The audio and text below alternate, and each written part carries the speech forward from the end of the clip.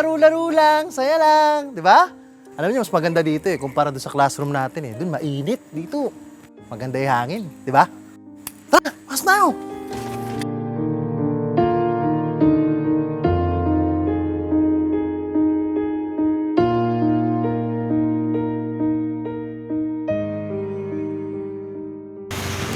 Pero Mark, Oh, napansin mo ba?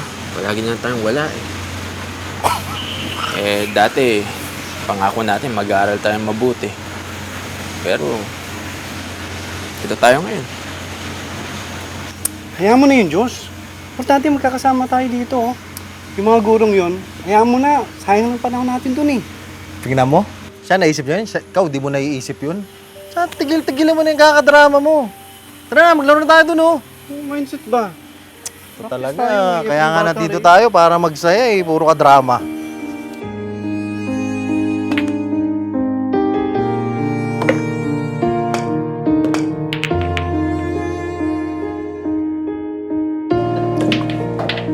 Angas, di ba? Magic shot. Magic shot.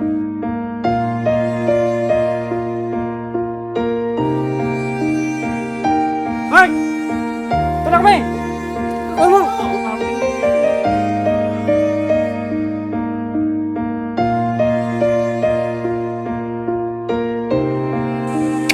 Lagot. Bakit? Ano yan? Lumabas na yung resulta sa exam. Oh, pasado tayo? Hindi nga masama eh. Wala na isa sa atin ng isa. Lahat tayo bagsak. Ngayon, uulit tayo ng taon. Yun na nga ba yung sinasabi ko eh. Sabi ko na ba mali na to mula nung umpisa pa lang eh. Pero dahil kaibigan ko kayo, sinamahan ko kayo.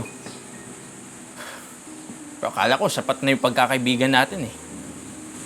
Pero wala.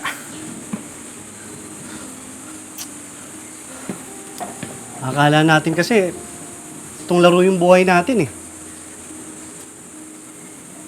Akala natin yung pag-iwas natin sa eskwelahan, yun yung tanda ng kalayaan. Eh, yung inuubos nating oras dito,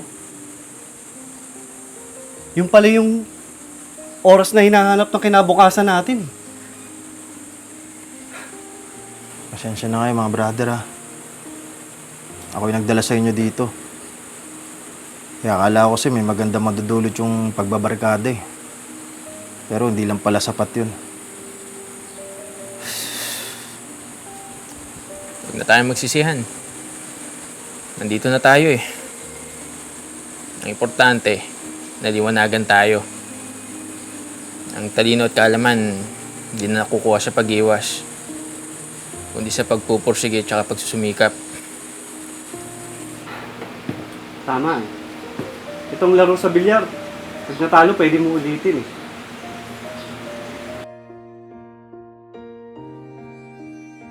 Mula ngayon, magbabago na ako. Hindi dahil sa kailangan, kundi dahil napag-alaman ko na mas importante ang pag-aaral.